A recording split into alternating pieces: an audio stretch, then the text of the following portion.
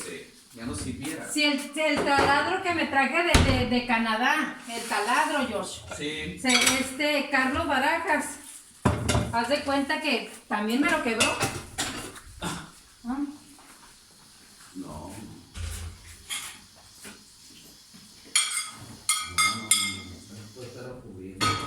Sí, está café.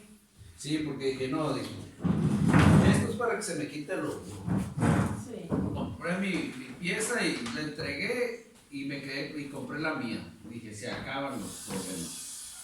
Sí, Y de ahí agarré el rollo de que no andar pidiendo herramienta prestada. Compra lo que tengas que usar y se acabó. Sí, fíjate, a mí cuando el otro día me dijo Leo, oye, Liz, me vas a prestar la bocina primero con mis primos. No, mijo, lo siento mucho. No, olvídate. Lo siento mucho. No, ¿cómo que? No.